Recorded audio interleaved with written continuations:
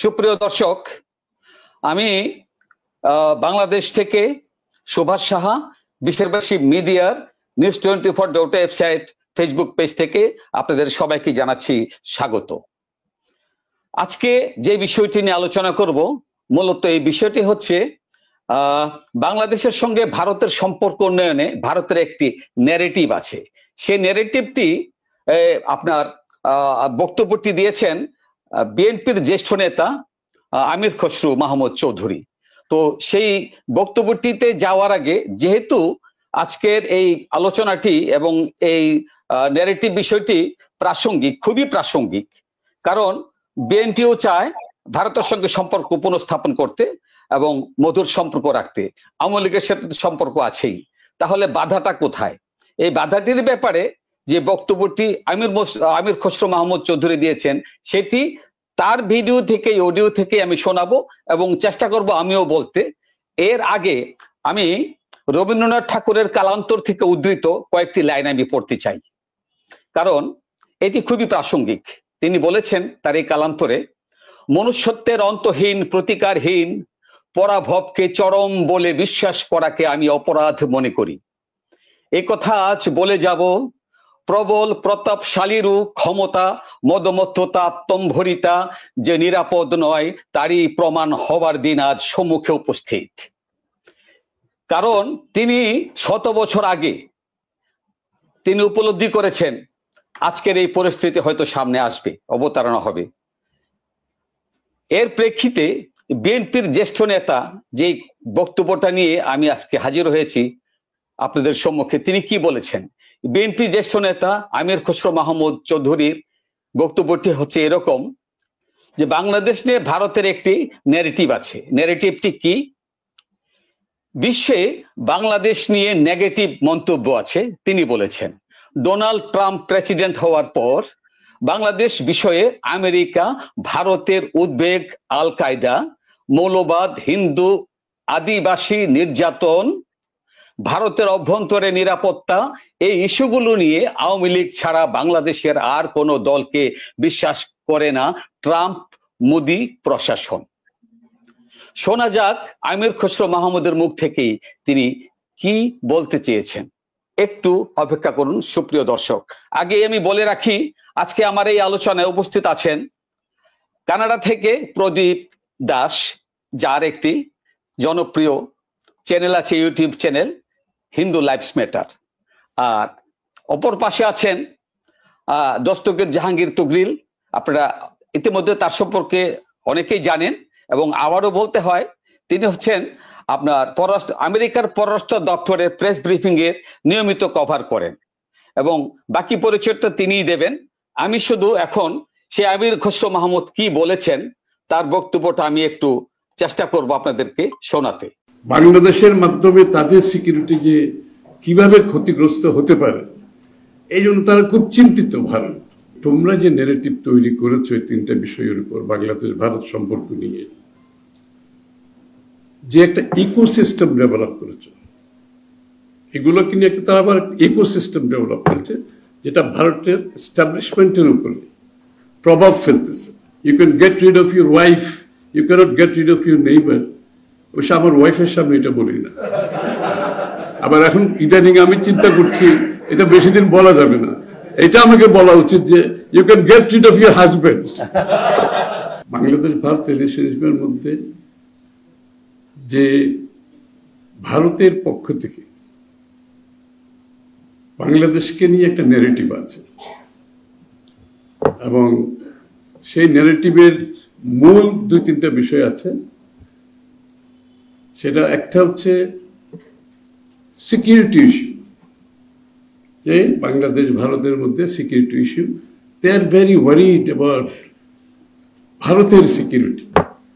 বাংলাদেশের মাধ্যমে তাদের সিকিউরিটি যে কিভাবে ক্ষতিগ্রস্ত হতে পারে, এই জন্য তারা খুব চিন্তিত। ভারত, এটা হচ্ছে একটা সিকিউরিটি ইস্যু। আরেকটা হচ্ছে হিন্দু মুসলিম ইস্যু, হিন্দুদের উপর নির্যাতন ইত্যাদি ইত্যাদি, যে হিন্দুদের প্রোটেকশন বাংলাদেশে নাই, বাংলাদেশ সরকার নিশ্চিত করে নাই, এবং সেটা আরেকটা বিষয়। আরেকটা হচ্ছে ফান্ডামেন্টালিস্টদের ইস্যু, মৌলবাদীদের ইস্যু। তো এগুলো হচ্ছে মূল ইস্যু। তো আমি তাদেরকে বললাম যে তোমরা যে ন্যারেটিভ তৈরি করেছো এই তিনটা বিষয়ের উপর বাংলাদেশ ভারত সম্পর্ক নিয়ে, যে একটা ইকোসিস্টেম ডেভেলপ করেছে, এগুলোকে নিয়ে একটা তারা আবার ইকোসিস্টেম ডেভেলপ করেছে যেটা ভারতের এস্টাবলিশমেন্টের উপরে প্রভাব ফেলতেছে। এবং এই ইকোসিস্টেমের মধ্যে ওদের কিন্তু কূটনীতিবিদ আছে, রাজনীতিবিদ আছে, মিডিয়া আছে, সর্বস্তরের একাডেমিক আছে, এরা সবাই আছে কিন্তু। এবং এই ন্যারেটিভ একটা ইকোসিস্টেমে দিয়েছে এবং এই ইকোসিস্টেমের মধ্যে তারা এই দুই তিনটা বিষয়ে বগিম্যান সৃষ্টি করেছে। মাঠের অলরাউন্ডার আমি, আর ঘরের allrounder Tylox. Tylox toilet cleaner, clean মানেই Tylox. So these are the bogeymen they have created. যে বাংলাদেশের ভিতরে আমাদের সিকিউরিটি অসুবিধা হচ্ছে, হিন্দু মুসলমানের প্রবলেম হচ্ছে, তারপরে ফান্ডামেন্টালিস্ট ইস্যু আছে। এই বগিম্যান ক্রিয়েট করার পিছনে একটা উদ্দেশ্য আছে আবার। সেই উদ্দেশ্য হচ্ছে বাংলাদেশে একটি গোষ্ঠীকে, একটি ব্যক্তিকে, একটি দলকে অব্যাহতভাবে ক্ষমতায় রেখে তাদের স্বার্থ সিদ্ধি করা। This is the whole idea.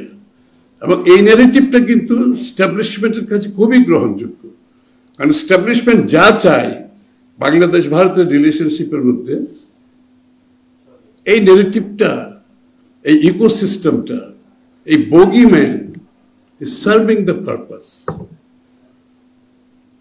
তো আমি তাদেরকে বললাম, যদি বাংলাদেশ ভারত সম্পর্ক এগিয়ে নিয়ে যাওয়ার প্রয়োজন আপনারা মনে করেন এজ এ সাংবাদিক, you have to create a new narrative. একটা নতুন ন্যারেটিভ সৃষ্টি করতে হবে। Come out of this ecosystem, remove this bogeyman, remove this narrative. You have to create a new narrative. Going forward, যদি তোমরা মনে করো বাংলাদেশ ভারত রিলেশনশিপ এগিয়ে নিয়ে যেতে চাও, বলে নিউ ন্যারেটিভটা তাহলে কি হবে? তাই বললাম নিউ ন্যারেটিভ হচ্ছে, খুব সিম্পলি তিনটা কথা আমি বলছি। একটা হচ্ছে মিউচুয়াল রেসপেক্ট, পরস্পরের প্রতি সম্মানবোধ দুইটা দেশের মধ্যে, দুইটা দেশের মানুষের মধ্যে। মিউচুয়াল ইন্টারেস্ট, যে পরস্পরের স্বার্থ সংরক্ষণ। থার্ড হচ্ছে ওয়ান অফ নন ইন্টারফিয়ারেন্স, যে হস্তক্ষেপ করা যাবে না কোনো দেশের, কেউ কারোর হস্তক্ষেপ করবে না। সো এই তিনটা বিষয় নিয়ে আসো, এইটার ভিত্তিতে এটাকে ফাউন্ডেশনাল হিসাবে ধরে আমরা সামনের দিকে এগিয়ে যেতে পারবো। I don't see any problem দুই দেশের মধ্যে রিলেশনশিপে। তোমরা যদি এই তিনটা বিষয়কে ধারণ করতে পারো, অ্যাকসেপ্ট করতে পারো, গ্রহণ করো, এবং তোমাদের বাংলাদেশের পররাষ্ট্র নীতিতে এটা ইনকর্পোরেট করে বাংলাদেশ ভারত রিলেশনশিপকে সামনের দিকে এগিয়ে নিয়ে যেতে চাও, I don't see any problem. কিসের প্রবলেম? অনেক ধন্যবাদ। শুনেছেন, কি বলবেন প্রদীপ দাস? প্রথমে আপনাকে ফ্লোর দিতে চাই। আমার কাছে খুব পজিটিভ মনে হয়েছে আমির খসরু মাহমুদের কথাগুলো। হ্যাঁ, উনি পজিটিভ এই কারণে যে তাদের মুখ থেকে তারা এই যে আমরা বিভিন্ন এই একই ঘরানার এই এদের কোয়ার্টার থেকেই কিন্তু ভারত বিরোধিতা প্রচন্ড ভাবে প্রচারিত হচ্ছে। কিন্তু এইরকম অবস্থানে থেকে একজন নেতা যে এই অনুধাবনটা করতে পেরেছে যে এখানে একটা যদিও কিছুটা নেতিবাচক ভাবেই তৈরি বলেছে, এটা যে এই ভারত বাংলাদেশকে নিয়ে একটা ইকোসিস্টেম তৈরি করেছে এবং সেই ইকোসিস্টেমের কিন্তু তাদের কনসার্ন গুলি হয়, এটা আপনি ইকোসিস্টেম বলবেন আর ষড়যন্ত্র বলবেন, যাই বলবেন, কিন্তু কনসার্ন গুলি কিন্তু ভ্যালিড, ভেরি ভ্যালিড। যেমন আজকে আমরা দেখতেছি যে এই রাশিয়া ইউক্রেন আক্রমণ করেছে, আপনারা দেখেছেন, বিকজ রাশিয়ানরা মনে করতেছে যে তাদের জাতিগোষ্ঠী, রাশিয়ান জনগোষ্ঠী যারা ইউক্রেনে আছে তাদের উপর নির্যাতন চালানো হচ্ছে, সুতরাং সেটা তাদের দায়িত্ব তাদের। তো সেইখান থেকে ভারত যেহেতু হিন্দু, ভারত একটা ধর্মনিরপেক্ষ দেশ, সকল দেশের সকল মানুষের ধর্মের স্বাধীনতা সেইখানে নিশ্চিত করতে চায়, কিন্তু ভারত প্রতিবেশী হিসাবে এবং ভারত সরকারের যথেষ্ট পরিমাণে হিন্দু লোক আছে, তারা বাংলাদেশে হিন্দু নির্যাতনের ব্যাপারে স্বাভাবিকভাবে উদ্বিগ্ন এবং সেটা তুলে ধরতেছে। তারপরে ভারতের যেই নিরাপত্তার বিষয়টি আছে, আপনারা জানেন যে অন্তর্বর্তী সরকারের প্রধান উপদেষ্টা ক্ষমতায় এসেই তিনি একটা ভারতকে স্মরণ করিয়ে দিলেন যে seven sister Bharat Bangladesh seven sisters অস্থিতিশীল হয়ে যাবে। এটা এই ভারত এই ব্যাপারে অবগত এবং সেটা এই ডক্টর মোহাম্মদ ইউনূস বলার আগে থেকেই এইটা সবচাইতে সুন্দরভাবে পরিস্ফুটিত হয়েছিল। আপনাদেরকে একটা আমি আর্টিকেল দেখতে বলবো। ফার ইস্টার্ন ইকোনমিক রিভিউতে এপ্রিলের 4 তারিখ 2002 সালে বার্টিল লিন্টনার, এই আপনার সাউথ এশিয়ান যেই ব্যুরো চিফ ছিলেন ফার ইস্টার্ন ইকোনমিক রিভিউ এবং ওয়াল স্ট্রিট জার্নালের সাংবাদিক বার্টিল লিন্টনার, তিনি একটি বিশাল একটি ইনভেস্টিগেটিভ রিপোর্ট করেছিলেন। রিপোর্টটার টাইটেল ছিল Bangladesh a cocoon of terror, অর্থাৎ বাংলাদেশ হইছে সন্ত্রাসীদের রেশন হোটেল। এই নামে এটা নিয়ে কিন্তু অনেক আলোচনা হয়েছিল তখন 2002 সালের 4 এপ্রিল ফার ইস্টার্ন ইকোনমিক রিভিউর সেই আর্টিকেলটা যদি আপনারা দেখেন, আমি এখান থেকে 2-4টা লাইন বলবো যে তিনি দীর্ঘদিন বাংলাদেশে ছিলেন, 3-4 মাস, এবং বাংলাদেশের বিভিন্ন জায়গায় বিশেষ করে কক্সবাজার, চট্টগ্রাম, যেই সমস্ত জায়গায় সন্ত্রাসীরা ঘাঁটি গেড়ে এই ট্রেনিং দিচ্ছিল সেই জায়গাগুলি এবং ছবি সহ, এটা আপনি তুড়ি মেরে উড়িয়ে দিতে পারবেন না, তিনি ছবি সহ সেই প্রতিবেদনটা করেছিলেন, নাম সহ কারা কারা জড়িত, কয়টা ক্যাম্প আছে, এই জিনিসগুলি তিনি বলেছিলেন। এবং তিনি এইটাও বলেছিলেন যে বাংলাদেশের ধর্মনিরপেক্ষতা দিন দিন চলে যাচ্ছে এবং এখনো যেই জায়গাটা আছে এটা কিন্তু শেষ হয়ে যায়নি। গভর্নমেন্ট মনে হচ্ছে যে মানে অনিচ্ছুক বা এই অপারক, 2002 সালের সরকারের কথা বলতেছে, তো তারা যদি চেষ্টা করে বাংলাদেশকে এই পর্যায় থেকে ফিরিয়ে আনা সম্ভব। আমি শুধু 3-4টা লাইন পড়ি তিনি কি লিখেছিলেন। বার্টলিন লিন্টনার লিখেছিলেন, Bangladesh a cocoon of terror, rising fundamentalism and religious intolerance are threatening secularism and moderate Islam. The implications for the region and beyond are grave, but it is not too late for a counter revolution.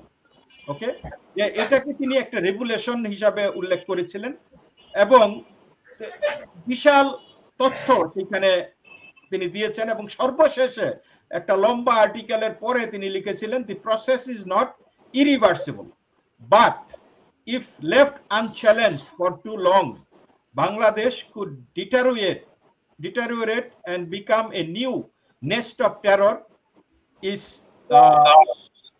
There is still time for a counter revolution.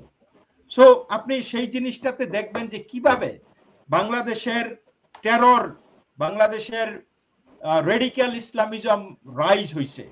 Bangladesh is heading মানে rushing হেডলং towards তালিবানাইজেশন। এই জিনিসগুলি আমরা কিন্তু দেখেছি যে আমরা সবাই তালিবান, বাংলা হবে আফগান। ইভেন গত কিছুদিন আগে চট্টগ্রামরা আমরা দেখেছি যে 1-2টা ইস্কন ধরো, দৈরা জবাই করো। এই জিনিসগুলি কিন্তু আসছে এবং এটা অনবরত আসতেছে এবং there is a faction in Bangladesh যারা নাকি দে ওয়ান্ট দ্যাট। তারা অনেকেই কমেন্ট করে যে আফগানিস্তান তো ভালোই চলতেছে, so বাংলাদেশ যদি আফগানিস্তান হয় সমস্যা কি?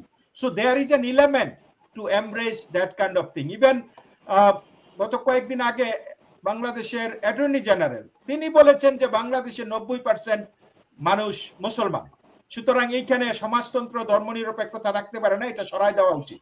কিন্তু এইটা হচ্ছে তাদের মানে মনস্তাত্ত্বিক, হ্যাঁ এটা মনস্তাত্ত্বিক ইম্পেরিক্যাল ভিউ। কিন্তু আপনি এই ধর্মনিরপেক্ষতা শুধু শব্দ না, এই ধর্মনিরপেক্ষতার মধ্যে আমাদের আদর্শ, আমাদের ঐতিহ্য, সংস্কৃতি, হাজার বছরের সংস্কৃত মাটির যেই মূল্যবোধ সেই জিনিসটা জড়িয়ে আছে এবং সেই রেডিক্যাল ইসলামিস্টরা সেই জিনিসটা বুঝতে পারে না। তারা এখন হুমকি দেয় যে যদি ভারত আমাদের দেশে নাক গলাইতে যায় তাহলে আমরা সেই 1757 সালের বাংলার যে ম্যাপ ছিল আমরা সেইখানে চলে যাব।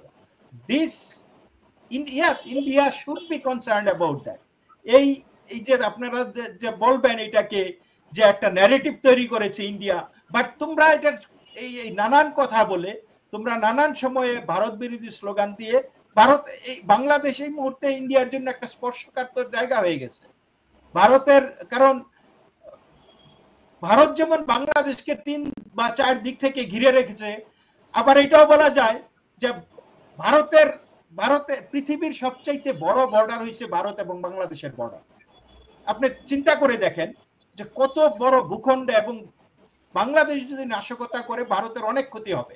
তো ভারত তো স্বাভাবিকভাবেই যে এত বড় একটা যেই দেশের সাথে একটা বর্ডার, ল্যান্ড বর্ডার তারা মেনটেন করতেছে, সেইখানে কত কিছু ঘটে যাওয়ার সম্ভাবনা। এবং যখন এই জিনিসগুলি আসে, যেখানে ইসলাম, রেডিক্যাল ইসলামের বিস্তার ঘটে, যেখানে মুক্তিযুদ্ধের চেতনাকে ধ্বংস করে দেওয়া হয়, বা আজকে মুক্তিযোদ্ধা যারা তাদেরকেই দেশ থেকে বিতরণের ব্যবস্থা করা হয়, সেইখানে এই ন্যারেটিভটা মানে অমূলক কিছু না। আমি মনে করি this is a valid reason. এখন ইন্ডিয়া অ্যাকশনটা কি নিবে, অ্যাকশনটা তাদের যে ভয়টা, ভীতিটা, সেই ভীতিটার রিমেডিটা বাংলাদেশের কাছে চাইবে, নাকি তারা নিজেরা কোনো অ্যাকশন নিবে, সেইটাই দেখার বিষয় এই মুহূর্তে। আমি মনে করি মানে এই বিষয়টি থেকে উত্তরণের জন্য দুই দেশের সাথে পারস্পরিক সম্পর্ক, সৌহার্দ্য সম্পর্কটাই কে প্রাধান্য দেওয়া উচিত। আমি এই মুহূর্তে আমার মনোযোগের থেকে এটাই বিশ্বাস করি। কি বলবেন দস্তগীর জাহাঙ্গীর তুগরিল এই বিষয়টিকে নিয়ে? ধন্যবাদ দাদা। আমি সবাইকে শুভেচ্ছা জানাচ্ছি ওয়াশিংটন ডিসি থেকে।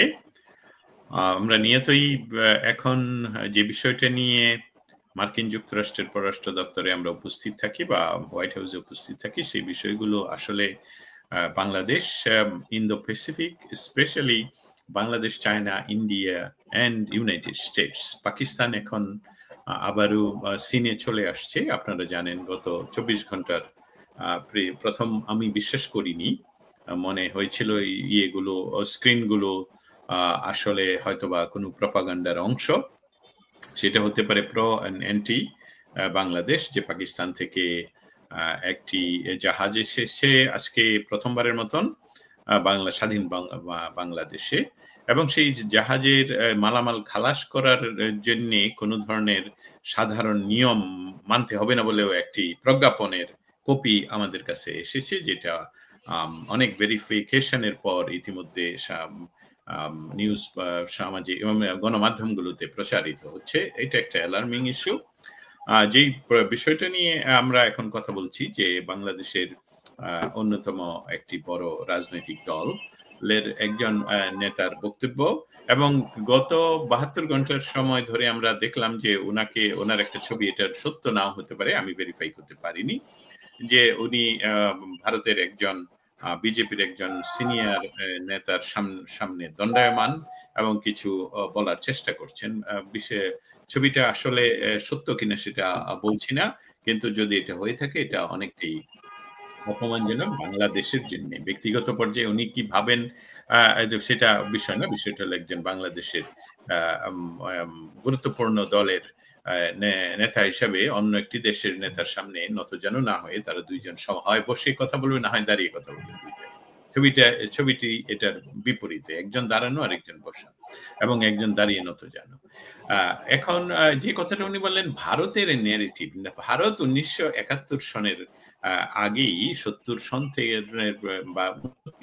থেকে ভারতের ন্যারেটিভটা ক্লিয়ার। এখানে উনি নতুন কিছু বলেননি। আমাদের বাংলাদেশের জন্ম পাকিস্তানের অংশ হিসাবে, এটা বাঙালিত্ব হিসাবে না, এটা আমাদের এই যে পাকিস্তানের অংশ, দ্বিজাতি তত্ত্বের ভিত্তিতে ভারতবর্ষ ভাগ, 1905 সনের বঙ্গভাগ, 1906 সনের বঙ্গ রদ আন্দোলন, এবং সেটার ন্যারেটিভের এই অংশ হিসাবে 47-এর দেশভাগ, এবং সেই দেশভাগের একটি অংশ মুসলমান অধ্যুষিত বঙ্গের একটি অংশ পাকিস্তানের অংশ হয়ে দাঁড়ায়। এখানে সবচেয়ে প্রণিধানযোগ্য, যদি আমরা আসলে এইসবগুলো, এই কথা তো মানুষ আসলে শুনতেও চায় না এবং আমরা বুঝাতেও ব্যর্থ হই, সেটা হলো যে মুসলিম লীগ থেকে এই যে পাকিস্তান জন্ম হলো মুসলমান তত্ত্বের উপরে, মুসলমানদের দেশ হিসাবে, সেখানে এই বাংলাদেশের তৎকালীন ইস্ট পাকিস্তানের শেখ মুজিবুর রহমান, তখন বঙ্গবন্ধু হননি, তিনি মুসলিম লীগ থেকে প্রথম চেঞ্জ করে ফেললেন, যেটা এটা আওয়ামী মুসলিম লীগ। তারপরে উনি ধৃষ্টতা দেখালেন আজকের এই যারা বঙ্গকে আবার ইসলামী বঙ্গ হিসাবে করার চেষ্টা করছে, সেই পাকিস্তান আমলে উনি সেই মুসলিম শব্দটাই বাদ দেওয়ার সক্ষমতা অর্জন করলেন। এইটাকে যে অস্বীকার করবে, এটাই হলো মূল চেতনাতে, তাদের চেতনার মূল ভিত্তিতে আঘাত করেছেন বঙ্গবন্ধু শেখ মুজিবুর রহমান। সেই সনে যখন উনি মুসলিম লীগ থেকে আওয়ামী মুসলিম, তারপরে এটা 10 বছর নয়, খুব দ্রুত গতিতেই উনি মুসলিম শব্দটাই বাদ দিয়ে তৈরি হয়ে গেল আওয়ামী লীগ। সেই আওয়ামী লীগকে যারা আক্রমণ করবে, সেই আক্রমণের বিষয়টি হলো, মূলত বিষয়টা হলো, আমার কথায় কোনো ক্রমেই যাতে ইন্টারপ্রিটেশন করা না হয় যে গত যে কিছুদিন 5ই অগাস্টের পরবর্তী পরিস্থিতি আগের পরিস্থিতি, এটা নিয়ে আমার বিশ্লেষণ নয়। আমার বিশ্লেষণ হলো যে আওয়ামী লীগের বঙ্গবন্ধু শেখ মুজিবুর রহমান কিভাবে বাংলাদেশকে ধর্ম নিরপেক্ষ বাংলাদেশ করার জন্য কাজ শুরু করেছেন। এটাই হলো মূল মন্ত্র, যে আওয়ামী লীগের থেকে মুসলিম শব্দটা আওয়ামী মুসলিম লীগ থেকে বাদ দেওয়া হলো। এখনকার পরিস্থিতি, তখন 1969 সন থেকেই যখন এই স্বাধীনতা বা আমাদের বাংলাদেশের স্বাধীনতার কাজটি শুরু হয়ে যায়, তখনই ভারতের ন্যারেটিভটা একই ন্যারেটিভ হোয়াট ইজ টুডে, যে বিএনপি নেতা যেটা বললেন, কি ন্যারেটিভ, ভারতের সকল নেতৃবৃন্দ তখনই বলেছিলেন যে আমরা কি আরেকটা কাশ্মীর এখানে তৈরি করব, আমরা কি আরেকটা নতুন কাশ্মীর এখানে তৈরি করব। এটা ছিল তাদের ন্যারেটিভ। এবং সেই ঘটনা, এই কথাটার অর্থটা কি, এই অঞ্চলে যদি রেডিক্যাল মুসলমানরা ক্ষমতায় বসে বাঙালিত্ব বিসর্জন দিয়ে, তাহলে এই অঞ্চলের জন্য এটা আরেকটা অস্থিতিশীল আরেকটা বিস্ফোরা হবে। এবং সেই বিস্ফোরণটা শুধু ভারতের প্রয়াত প্রধানমন্ত্রী ইন্দিরা গান্ধী বারবার বলেছেন, বাঙালির যে কৃষ্টি, বাঙালির যে সাংস্কৃতিক কৃষ্টি এবং বাঙালি জাতি হিসাবে তারা আসলেই কোনো রেডিকালিজম পছন্দ করে না এবং সেখানে কোনো স্থান নেই, যার ফলশ্রুতিতে বঙ্গভূমি আরেকটা রেডিকাল স্থান হবে সেটা উনি বিশ্বাস করতেন না। কিন্তু দুর্ভাগ্যের বিষয়, আমাদের জাতির দুর্ভাগ্যের বিষয়, আমাদের একজন বীর মুক্তিযোদ্ধা কয়েকদিন আগে ইউটিউবে ওনার কথায় বলেছেন যে 71 সনে যদি বাংলাদেশের মুক্তিবাহিনী মুক্তিযোদ্ধারা জয়লাভ না করতো, তাহলে ঘটনাটা কি ঘটতো বাংলাদেশে? তাহলে শেখ মুজিবকে তার পরিবার সহ হত্যা করা হতো, তাহলে 32 নম্বর জ্বালিয়ে দেওয়া হতো, সমস্ত মুক্তিযোদ্ধাদেরকে হত্যা করা হতো, লাঞ্ছিত করা হতো, কাজ থেকে বের করে দেওয়া হতো, তাদেরকে কোথাও স্থান দেওয়া হতো না, বাংলাদেশের জাতীয় সঙ্গীত পরিবর্তনের চেষ্টা করা হতো, বাংলাদেশকে ইসলামী ভাবধারায় নিয়ে যাওয়া যে হতো, এবং আওয়ামী লীগ সহ তার অঙ্গ প্রত্যঙ্গ যত সংগঠন আছে সবাইকে নিষিদ্ধ ঘোষণা করা হতো। উনি এই কথাটা বলে যেটা দিয়ে শেষ করলেন, সেই ঘটনাগুলি তো 75 থেকে ধারাবাহিকভাবে আজ 2024 পর্যন্ত ঘটে যাচ্ছে। বঙ্গবন্ধুকে সপরিবারে হত্যা করা হয়েছে। আজকে বাংলাদেশের আপনি মুক্তিযোদ্ধা বললেই আপনাকে আক্রমণ করে আপনাকে জনসম্মুখে হেনস্থা করা হচ্ছে, মারা হচ্ছে, পিটিয়ে মারা হচ্ছে। এবং আপনি জয় বাংলা স্লোগান, যেই স্লোগানের ভিত্তিতে আমাদের দেশের সাধারণ মানুষরা ঝাঁপিয়ে পড়লো, তাদের হাতের কোনো অস্ত্রবিহীন শুধু জয় বাংলা অস্ত্র নিয়ে তারা ঝাঁপিয়ে পড়লো মুক্তিযুদ্ধে, সেই স্লোগান দিলে আপনাকে হত্যা করা হচ্ছে। 32 নম্বরকে ওয়েল প্ল্যান্ড গান পাউডার দিয়ে পুড়িয়ে দেওয়া হয়েছে। 71 সনের পর থেকে আজ পর্যন্ত বাংলাদেশের যত মুক্তিযুদ্ধের স্মৃতিস্তম্ভ আছে সব গুড়িয়ে দেওয়া হয়েছে। এবং মূল স্তম্ভ এতক্ষণ এত দীর্ঘ যে কথা বললাম যে মূল স্তম্ভ ধর্ম নিরপেক্ষ, আমি মুসলিম আপনি হিন্দু, এটা দিয়ে তো বিষয় না। বিষয়টা হলো বাংলাদেশের মূল স্তম্ভ হলো ধর্ম নিরপেক্ষ। আমি আমার ধর্ম পালন করব, আপনি আপনার ধর্ম পালন করবেন। আপনার পূজার সময় আমার আজান বন্ধ রাখতে হবে, কিন্তু আপনার ঢোল বাজলে আমার আজান বন্ধ করতে হয় না। আমি বলছি যে আজানের সময় ঢোল বন্ধ করার নির্দেশ আসে সরকারিভাবে, এবং অবশ্যই সেটা এসেছে এই সরকারের সময়। কিন্তু যখন তাদের ঢোল বাজবে তখন আরেকটা ধর্ম এরা করবে না। আমি শুধু এই বিষয়টা একটা উদাহরণ হিসেবে ধরলাম। অতএব প্রত্যেকের ধর্ম তারা স্বাধীনভাবে করবে, পালন করবে। আমরা আশা করি না এটার ভিত্তিতে বাংলাদেশের জন্য, এবং সেই ভিতে আঘাত করছেন 75-এর পর দিন থেকে, 75-এর 15 আগস্টের দিন থেকে আজ পর্যন্ত। এবং এই কথাগুলো যে মুক্তিযোদ্ধা বললেন, ইমাম ভাই বললেন, সেসব সবগুলো ঘটেছে।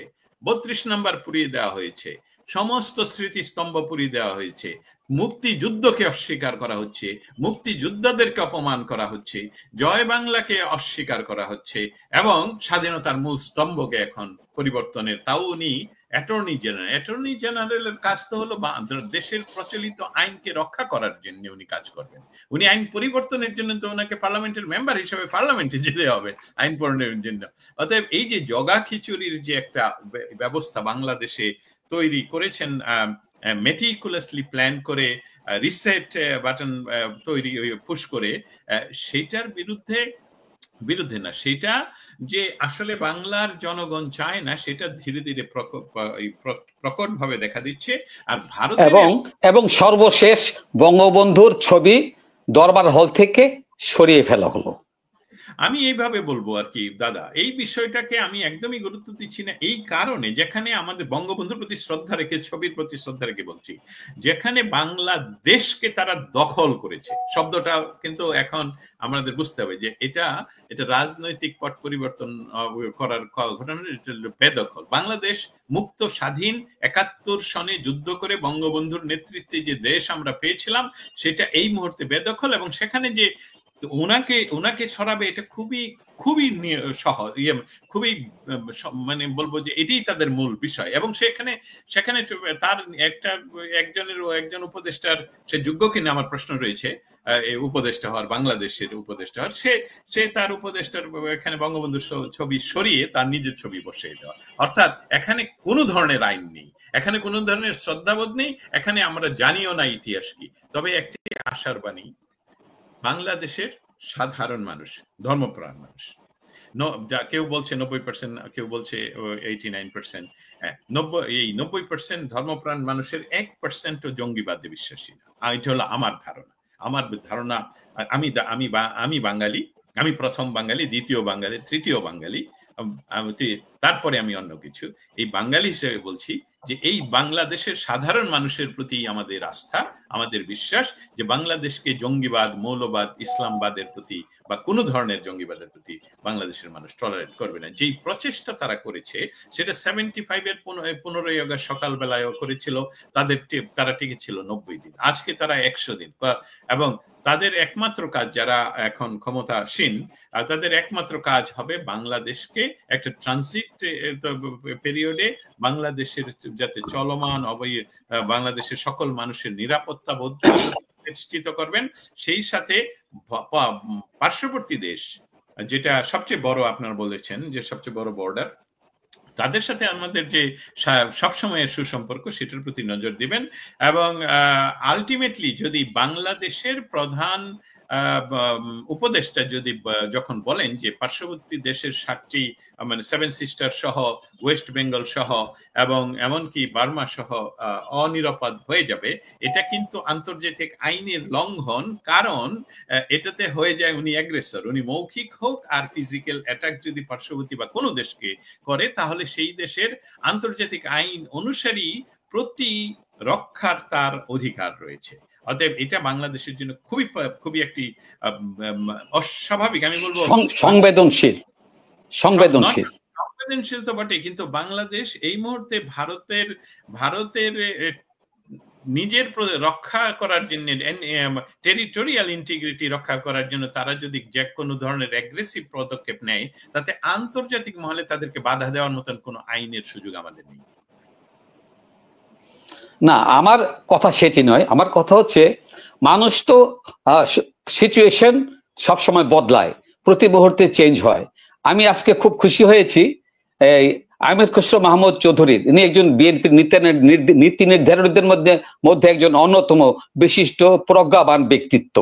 আমি তার এই কথা আমি বিশ্বাস করি, এটি দলীয় অনুভূতি, তাদের যে নিজস্ব রাজনৈতিক দল, এই দলীয় চিন্তা চেতনার সাথে সামঞ্জস্যপূর্ণ যদি হয়, তবেই আমি মনে করব তার এই মেসেজটা যদি তার এই একটি মুক্তিযোদ্ধার দল, প্রয়াত প্রেসিডেন্ট জিয়াউর রহমান, তিনি একজন সেক্টর কমান্ডার ছিলেন, এবং শুধু মুক্তিযোদ্ধা নয়, মুক্তিযোদ্ধাদের একটি অনুপ্রেরণার নাম প্রয়াত জিয়াউর রহমান।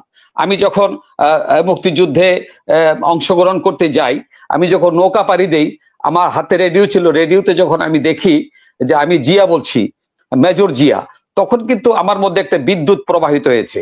মনে হয়েছে যে আমরা শুধু নিরস্ত্র মানুষ না, আমাদের সাথে আমাদের সেনাবাহিনী, বাঙালি সেনাবাহিনীও আছে। কাজেই আমি মনে করি এই যে আজকে কিছু তৃতীয় পক্ষ বা নানান শক্তি অপশক্তির কারণে আমাদের এই যে মুক্তিযোদ্ধা, বিএনপি ও মুক্তিযোদ্ধার দল, আওয়ামী লীগ ও মুক্তিযোদ্ধার দল, এই মুক্তিযোদ্ধার দলের নেতাদের প্রতি পারস্পরিক যে শ্রদ্ধা বোধের জায়গাটা যদি আমরা মসৃণ করতে পারি, এবং যদি প্রতিবেশী দেশের সাথে আজকে যে এই বার্তাটা, যে কথাগুলো আমির খসরু মাহমুদের মুখ থেকে শুনেছি, এটি অত্যন্ত একটি আশার বাণী।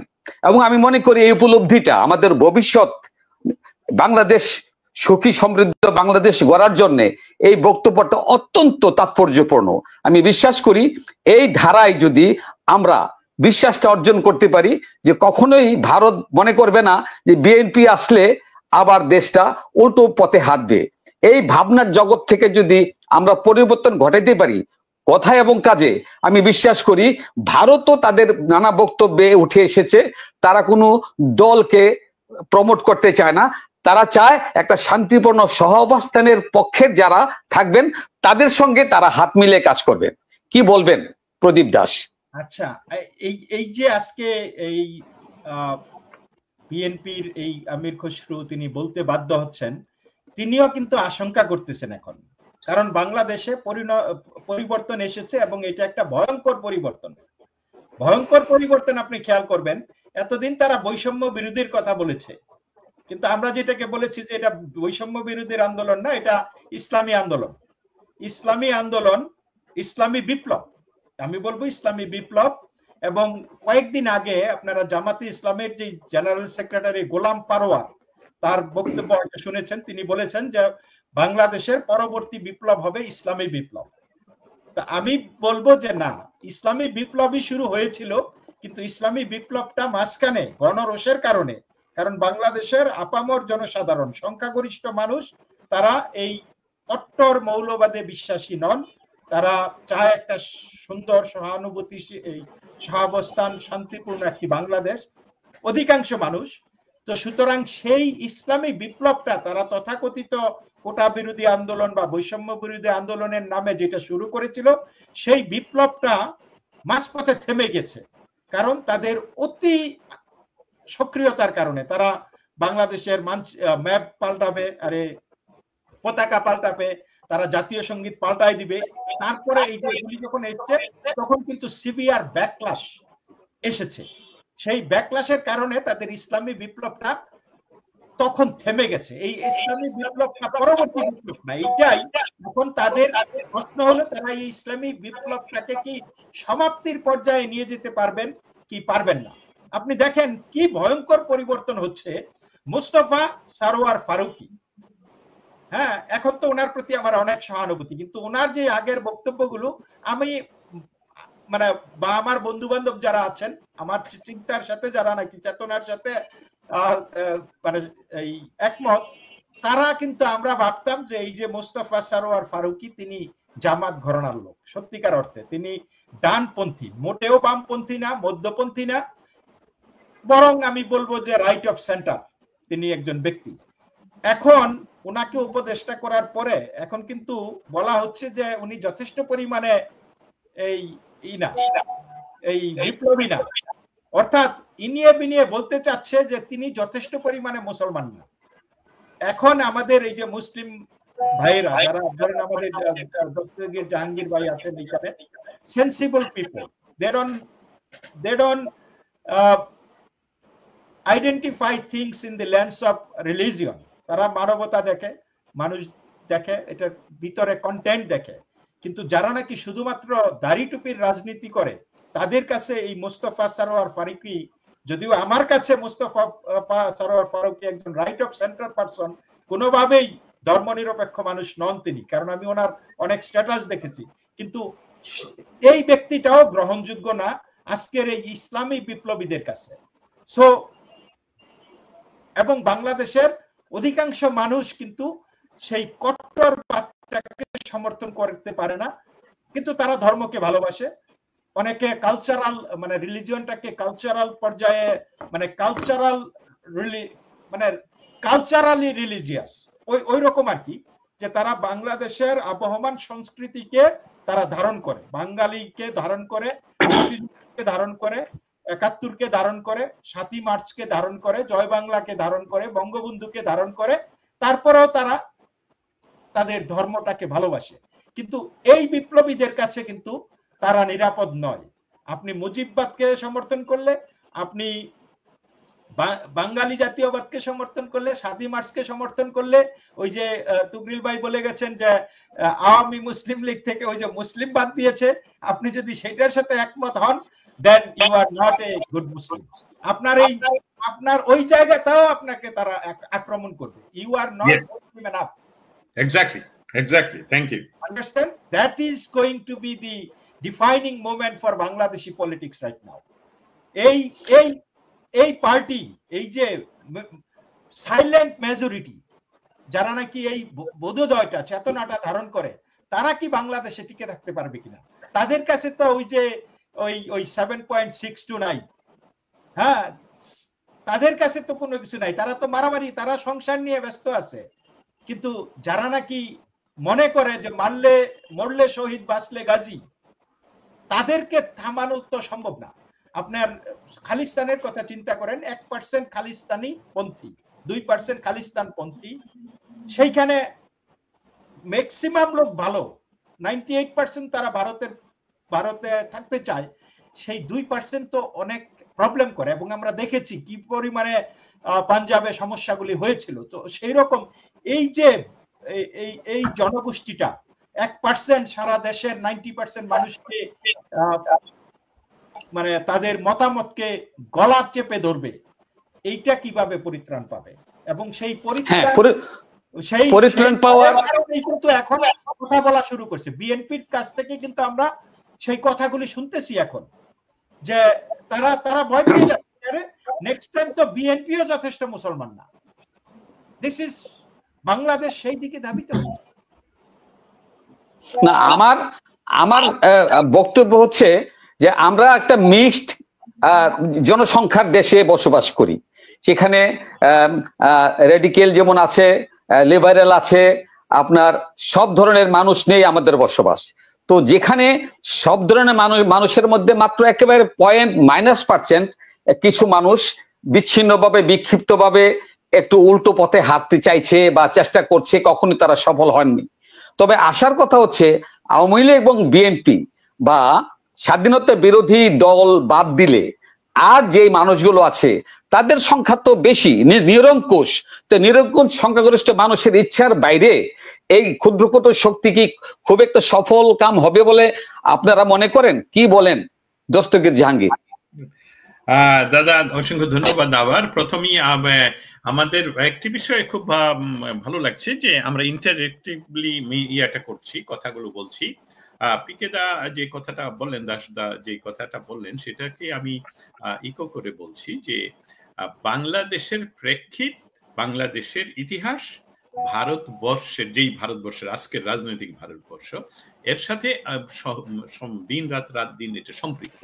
আমাদের যে কোনো ধরনের ভালো জিনিস ভারতের জন্য ভালো হয় এবং ভারতের যে কোনো জিনিস আমাদেরকে ইনফ্লুয়েন্স করে, এটা ওতপ্রোতভাবে যুক্ত এই দুইটি দেশ।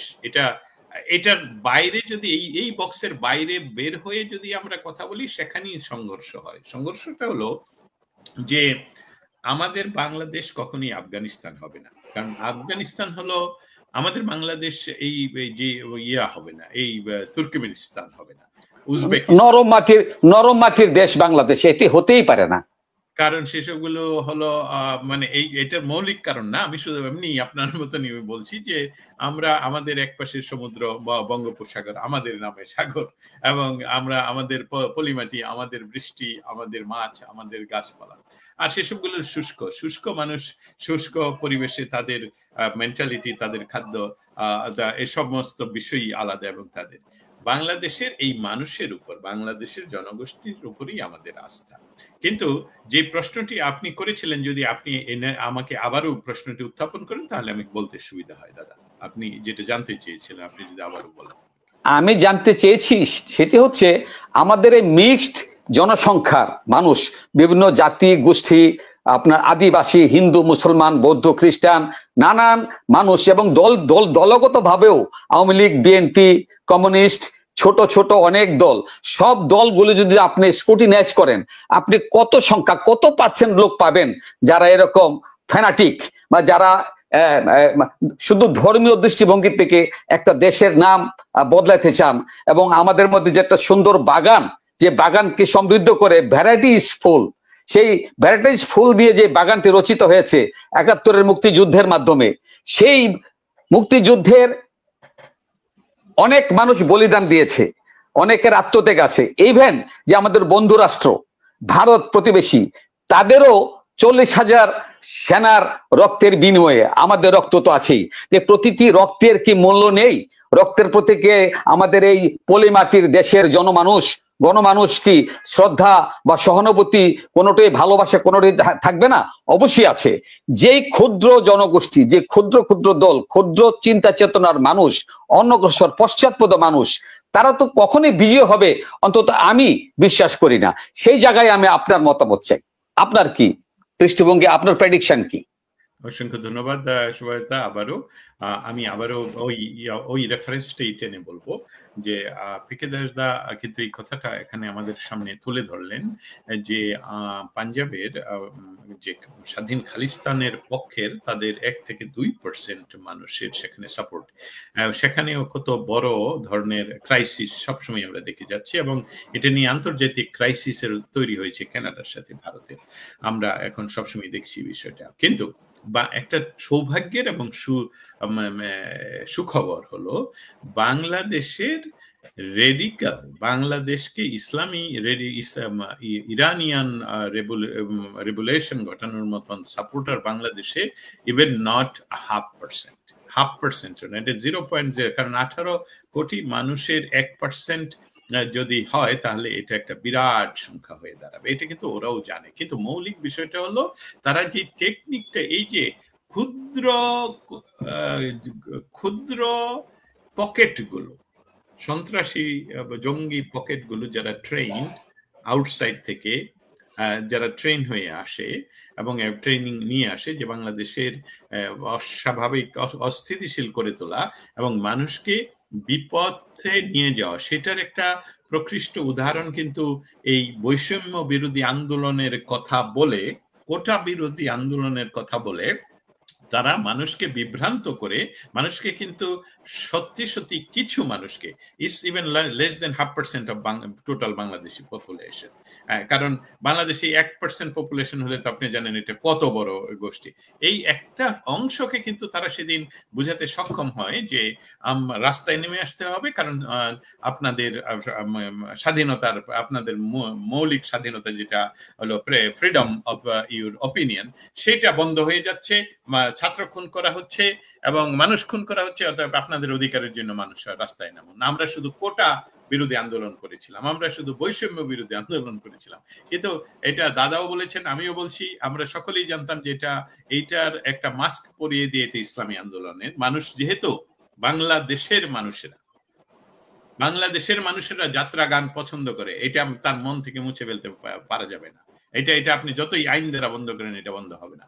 অতএব বাংলাদেশের মানুষদেরকে এই বিভ্রান্ত করে যে বিষয়টা করানো হলো, এখন কিন্তু যারা সেদিন লাল হয়েছিলেন, লাল বাহিনী, লাল ঝান্ডা উঠিয়েছিলেন, যে সকল ছাত্ররা মনে করেছিলেন যে এখানে শুধু সরকারের বাহিনী খুন হচ্ছে, এখন এটা প্রতীয়মান যে এটা তো মিটিকুলাসলি প্ল্যান করে, স্পেশাল অস্ত্র ব্যবহার করে এবং এই খুনিদেরকে ব্যবহার করে খুন করে রাষ্ট্রকে উত্তেজিত করা হয়েছে, মানুষের সহানুভূতি নেওয়া হয়েছে।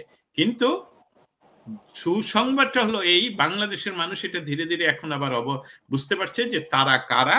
তারা এখানে একটা ইসলামী প্রজাতন্ত্র বা রেডিক্যাল ইসলামী প্রজাতন্ত্র কায়েমের প্রচেষ্টায় আছে, ৭১কে তারা মুছে দিতে চায়। অতএব সেটা না না, আমি এখানে একটু ইন্টারাপ্ট করি, প্লিজ ডোন্ট মাইন্ড, আমি একটু ইন্টারাপ্ট করি। কিন্তু যে আন্দোলনটি শুরু হয়েছিল সেই আন্দোলনটি তো সঠিক ছিল। হ্যাঁ, সেই আন্দোলনের ভিতরে কিছু চোর ডাকাত ঢুকে গেছে, তার মানে আন্দোলনটাকে তো আপনি ম্লান করতে পারেন না। আন্দোলন অবশ্যই সঠিক ছিল, তাদের দাবি দেওয়া সঠিক ছিল, এবং তারা পরিবর্তন চাইতেই পারে সরকারের, এটি অন্যায় কিছু না।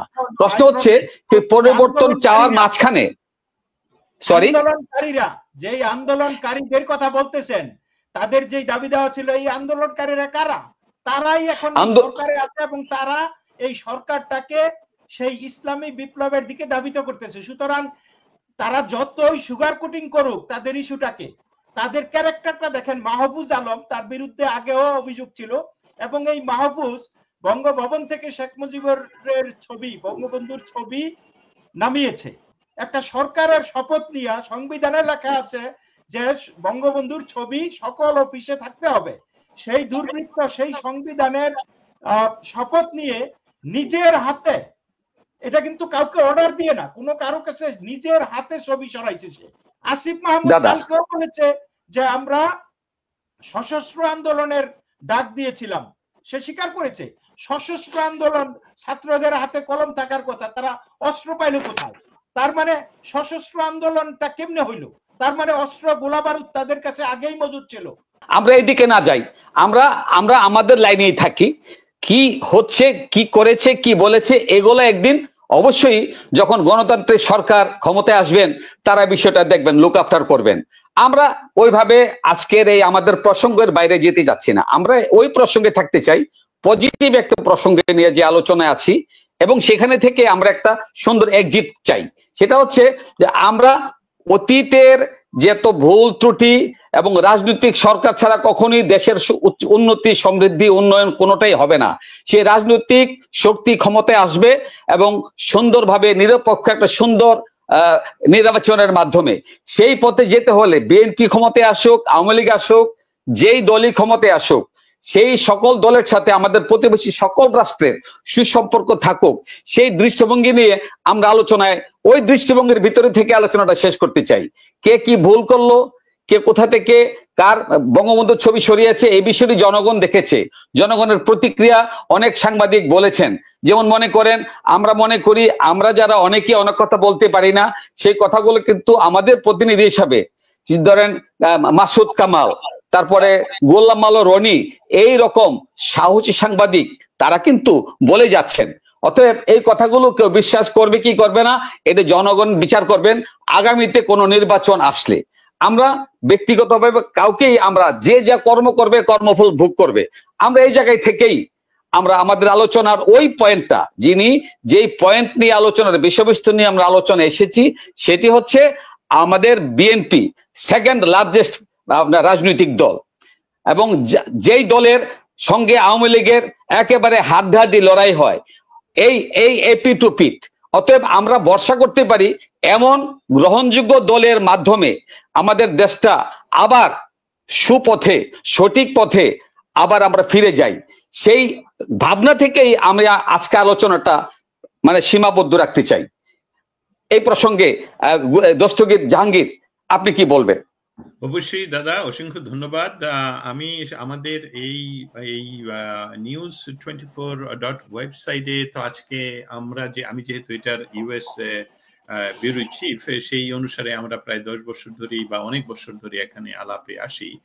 আমরা জানি সেই সময়গুলোতে অন্ততপক্ষে আপনার মুখ থেকে, এবং এখানে পিকে দাসদাও রেগুলার উপস্থিত থাকতেন, আমরা কিন্তু কোনো বিষয় নিয়ে আলাপ করতে শঙ্কিত বোধ হতাম না, শঙ্কা ছিল না। অতএব অবস্থানটা যে কতটুকু পরিবর্তন এটা এখনই বোঝা যাচ্ছে। তবে একটি আশ্বাসের কথা দিতে পারি, বাংলাদেশের প্রেসের উপর যে ধরনের আঘাত এখনো পর্যন্ত চলমান, সে সকল নিয়ে আমি সহ বিশ্বের যেমন অ্যাসোসিয়েট প্রেসের ব্যুরো চিফের ক্রেডেনশিয়াল কার্ড বাতিল করা হয়েছে, সেটাও কিন্তু স্টেট ডিপার্টমেন্টে উঠেছে। অতএব আমরা কিন্তু সক্রিয়ভাবে লক্ষ্য রাখছি বাংলাদেশে কি হচ্ছে আমাদের সংবাদের প্রেসের স্বাধীনতা নিয়ে। আমরা মুক্ত কথা বলার অধিকার চাই এবং এটাতে বাধাগ্রস্ত যদি হই তাহলে আমরা বিশ্ব দরবারে সেটা সর্বদাই তুলে ধরবো এবং 24 নিউজ ওয়েবসাইটের কথাও তুলে ধরার জন্য আমরা সমস্ত সময় প্রস্তুত। বাংলাদেশের যে সকল মানুষেরা যে দুইজনের নাম আপনি উল্লেখ করলেন, তারা যদি সমালোচনা করতে পারে তাহলে আমরা করতে পারবো না কেন? আমরা অবশ্যই সমালোচনা করতে পারবো এবং মেটিকুলাসলি প্ল্যান করে যিনি ক্ষমতা দখল করেছেন ডক্টর ইউনূসও এখানে আমেরিকাতে উপস্থিত থেকে গত সেপ্টেম্বর মাসে বারবার বলেছেন press is free, press freedom is free, everybody can tell us anything, everybody can ask us anything, criticise. বাংলায় উনি বলেছেন সমালোচনা করুন, সমালোচনা করুন, সমালোচনা করুন। অতএব আমরা যে কথা বলতে পারছি না, হ্যালো বাংলাদেশে যারা সরকার পরিচালনা, আপনাদেরকে লক্ষ্য করে বলছি দস্তগীর জাহাঙ্গীর, আমরা তো কথা বলতে পারছি না। কেন পারছি না?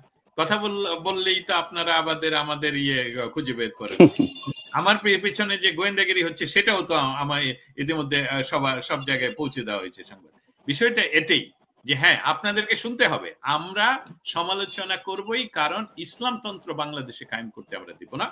কারণ বাংলাদেশের 90% মানুষ ধর্মভীরু মুসলমান, কিন্তু বাংলাদেশ একটা ধর্মনিরপেক্ষ দেশ এবং সেটার ভিত্তিতেই আপনারা এই বাংলাদেশে এখন যারা নবীন প্রজন্ম, আপনাদের বাপ দাদা, আপনাদের গার্ডিয়ানরা এই বাংলাদেশের জন্য অস্ত্র ধরেছিলেন করার জন্য নয়, এখানে ইসলামী শাসন কায়েমের জন্য নয়, এখানে বাঙালি শাসন কায়েমের জন্য, আমার শাসন কায়েমের জন্য, ভালোবাসার শাসন কায়েমের জন্য। অতএব আপনারা প্রতিরোধ গড়ে তুলতেই হবে, এটাই হলো মৌলিক কথা। প্রতিরোধ কিন্তু সরকারের বিরুদ্ধে প্রতিরোধ নয়, কারো বিরুদ্ধে প্রতিরোধ নয়। যারা আজকে সরকারে তারাও বাঙালি, তারা জাস্ট তাদের যে কাজ সেই কাজটা তারা করুক, সেই কাজটার কিন্তু একটু আগে দাদা বলছেন, কিন্তু আমাদের দেশের সংবিধান অনুসারে যখন আমি শপথ করি তাহলে সংবিধানকে মানি, আর যদি সংবিধানকে না মানি তাহলে সংবিধান বাতিল করি বা সংবিধান স্থগিত করি, মার্শাল ল জারি করি। আপনারা সংবিধান মানছেন আবার বলছেন প্রেসিডেন্টকে বের করে দিতে, এটা আপনার অদ্ভুত। মানে বিষয়টা তো আপনারই আপনাদের করছেন, এইভাবে হাত তুলে শপথ করেছেন তো সংবিধান, সে সংবিধান। আরেকটি কথা বলি, ডক্টর ইউনূস কিন্তু বলেছেন, দস্তগীর জাহাঙ্গীর, ডক্টর ইউনূস কিন্তু বলেছেন যে তিনি অনেক সমালোচনার পরে তিনি কিন্তু তার অবস্থান পরিবর্তন করেছেন। এটা একটা ভালো দিক আমি মনে করি। ডক্টর ইউনূস বলেছেন যে অনেক ক্ষেত্রে অনেক ভুল ধরিয়ে দেওয়ার কারণে তিনি ওই জায়গা থেকে সরে এসেছেন। ওয়েল, চমৎকার। এবং আমরা এটাও দেখছি যে আমরা হয়তো জুজুর ভয়ে অনেক কথা বলতে পারছি না। সিচুয়েশন মানে দাদা সরি, আপনি পরিচালনা করছেন, বেয়াদবি নেবেন না। আপনাকে আমি প্রশ্ন করি, আপনার উপর কি কোনো প্রেসার আছে সরকারের পক্ষ থেকে? না না না না না, মোটেও না। না না, আমি সেটাই বলতে চাচ্ছি যে আপনার মাসুদ কামাল আর গোলাম মাওলা রনি যেভাবে প্রকাশ্যে উন্মুক্ত আলোচনা করেন, সমালোচনা করেন, আমরা কেন করি না? আমরা করলে তাদের যদি কিছু না হয় আমাদেরও কিছু হবে না, কিন্তু একটা জুজুর ভয় কাজ করে। সেই জুজুর ভয়ের জন্য তো আমি রেসপন্সিবল, রাইট? আমি বলছি কি দিলেন, সেফ সাইডে থাকতে চাই। জুজুর ভয় বলছে না, উনি জুজুর ভয় পাচ্ছেন। আপনার নিশ্চয়ই মনে আছে সেই চার্চিলের বিখ্যাত উক্তি যে only thing you have to fear is fear, তাই না? ওই আপনার একমাত্র ভয়ের জিনিস হলো ভয়, আর কিছুই না। এটাকে আপনি ভয়টা না পাইলেই হলো না। না না, সেটাই আমরা প্র্যাকটিস করি। সেটা আমরা প্র্যাকটিস করছি। না, আমি বলতে চাই, যেহেতু আপনি আমাদের মাঝে সবচেয়ে সিনিয়র সাংবাদিক, যেহেতু সরকারের পক্ষ থেকে আপনার উপর প্রেশার নেই, অতএব আমি যদি বলি যে না এটাকে আমরা বিশ্ব দরবারে নিয়ে যাব, সেটাও নয়, কারণ আপনার উপর কোনো প্রেশার নেই। আর অন্যান্য সাংবাদিকরা যে ধরনের বলতে পারছেন এবং সেটা উনি গ্রহণ করছেন, দেখছেন, পরিবর্তন করতে আমরা সেটা বলতে চাই। এবং আপনি যে দুইজনের কথা বলছেন, একজন তো প্রবীণ সাংবাদিক, তিনি কিন্তু সম্বন্ধে একদম বলেছেন যে উনি শপথ ভঙ্গ করেছেন, একদম শপথ। সংবিধান অনুসারে আপনি শপথ করে সেই দাদাও একটু আগে, মানে পিকে দাদাও একটু আগে কিন্তু তুলে ধরে তো এটা নামাতে পারি না। বঙ্গবন্ধুকে না মানতে হলে তোমাকে তো, আপনাদেরকে বলছি যারা ক্ষমতাসীন, আপনারা শপথ করেছেন বাংলাদেশের সংবিধান অনুসারে, অতএব এই শপথ আপনাকে রক্ষা করতে হবে। আরেকটা ওয়ে আছে, সেটা হলো আপনারা সংবিধান বাতিল করে দেন, আপনারা ঘোষণা করেন, আপনারা বলেন কেউ টকশো করতে পারবে না। কিন্তু দেখতে পাচ্ছি তো কোনো ৭১-এর পক্ষের কাউকেই তো কোনো টকশোতে নেওয়া হচ্ছে না। এটা দেয়া কোনো, এটাও তো তারা সকলে জুজুর ভয় দেয়। আমি যে সাংবাদিকতা করি স্টেট ডিপার্টমেন্টে, সেটা সবাই নিউজ করে, কিন্তু আমার নাম কেউ নিচ্ছে না। Right, interesting. প্রথম আলো সহ প্রথম আলো আমার নিউজটা ভালো করেই করলো। যদি তোমার এই নিউজ করতেই হয়, হ্যালো প্রথম আলো, মতি ভাই, তাহলে আমি দস্তগিরির নাম তো কে না জানে। তাহলে ট্যাগ দিয়ে দেওয়া হবে। এই যে আজকে আপনি একটা নিউজ দেখেছেন হয়তো, এখন ওই যে যারা হাসপাতালে আহত হয়েছে, যারা বলতেছে আমরা সুচিকিৎসা পাচ্ছি না এই আন্দোলনের কারণে, এখন তাদেরকে নাম দেওয়া হয়েছে আহত লীগ। ঠিক আছে, আহত লীগ বলা হচ্ছে যে তারা আসলে তারা আন্দোলনকারী না, তারা ছাত্রদের হাতে মার খেয়ে তারা হাসপাতালে এখন আছে। এবং তার মানে তাদের যে এতদিন বলে আসছে হাজার হাজার মানুষ আহত হয়েছে, তাহলে এগুলি সব ভুয়া। তার মানে তাদের হাতে মার খেয়েছে আজকে যারা আহত, তারা ছাত্রলীগ ছিল, তারা মার খেয়েছে। তার মানে তাদের যেই হাজার হাজার আহত, মানে জিনিসগুলো আপনারা চিন্তা করে দেখেন। আপনি যেটাই বলবেন, আনসারদেরকে বলবেন আনসার লীগ, রিক্সাওয়ালাদেরকে বলবেন রিক্সাওয়ালা লীগ, এই যারা আহত ছাত্ররা এই আন্দোলনের সময় তাদেরকে বলবেন আহত লীগ। এখন এই তুকরিল ভাইকে বলবেন যে সাংবাদিক লীগ। না, আমি বিষয়টাকে হালকা করতে যাচ্ছি না মিস্টার পিকে দাস। আমি বলতেছি this is how this government is functioning. This government is totally ব্যর্থ, এবং যখনই কোনো প্রশ্ন আসতেছে তখনই আপনাকে লীগের মধ্যে জড়াই দিতেছে। That is a very dangerous thing. সেইগুলি সমালোচনা করবেন। গভর্নমেন্ট তো বলছে যে আপনারা এগুলো তুলে ধরেন। যেমন আমি একটা রেফারেন্স দিতে চাই, আমি একটা স্টোরি করেছি, জহুর আলী আপনার ছাত্র জনতার আন্দোলনে গুলিবিদ্ধ হয়ে সে এখন হসপিটালাইজড। এখন সে একটি মামলা করেছে, পুলিশ মানে বন্দুক থেকে তাকে গুলি করেছে, তার বড় ভাই মামলা করেছে শুধু ওই পুলিশের বিরুদ্ধে। অথচ ওই পরিবার জানেও না জনৈক এক সাংবাদিক, তার পরিচয়টা সাংবাদিক বলেছে, সে নিজে লাইভে এসে, আমি স্টোরিটা করেছি, সে 299 জন লোককে সে আসামি করেছে, করে তাদের কাছ থেকে টাকা উঠাচ্ছে ব্ল্যাকমেলিং করে, যে তুমি টাকা দাও মামলা উইথড্র করবো। ইতিমধ্যে নাকি সে কোটি টাকা কামিয়ে কানাডা পাড়ি দেওয়ার জন্য প্রস্তুতি নিচ্ছে। সেই নিউজটা আজকে আমি করেছি। এখন প্রশ্ন হচ্ছে যে তাকে তো যারা আন্দোলন করেছে তারা তো এই জন্য রেসপন্সিবল না। এই যে স্টুপিড যে নাকি সাংবাদিক পরিচয়ে এই 2 নম্বরিটা করেছে, এরকম 2 নম্বরিদের কারণে তো অনেক মহৎ কাজ নষ্ট হয়ে যায়। আজকে যারা আন্দোলন করেছে মহৎ উদ্দেশ্য নিয়ে, এখন এই সমস্ত স্টুপিড ঢুকেই তো এই আন্দোলনের যে মূল আদর্শ, মূল ভিশন সবকিছু ধ্বংস করে দিচ্ছে। আমি এই জায়গায় এই লাইনেই থাকতে চাই। আন্দোলন অবশ্যই মানুষের কল্যাণে হওয়া উচিত, এবং যারা আন্দোলন করে একটা ভিশন নিয়ে, একটা উদ্দেশ্য নিয়ে করেন, সেটি ভালো কি মন্দ এটা কর্ম দেখে আমরা পরে জাস্টিফাই করি। প্রশ্ন হচ্ছে এই যে লোকটা জহুর আলীর আপনার এই ভিকটিমকে পুঁজি করে 1 কোটি টাকা কামিয়েছে, সেই ব্যাপারে সরকার পদক্ষেপ নিক, এই কথাগুলো আমরা বলতেই পারি। এটা তো আমাদের অপরাধ হবে না একজন সাংবাদিক হিসাবে, কি বলেন? অন্ধ হলে প্রলয় বন্ধ হয় না। আপনি যতই দেখতেছেন যে এই আন্দোলনটা ভালো উদ্দেশ্য ছিল। আমরা তো দেখতেছি আন্দোলনের নেতা কারা এবং নেতাদের কাজ দেখে আমরা ওইটা সারমাইজ করতে পারতেছি যে এই আন্দোলনের উদ্দেশ্য ভালো ছিল না।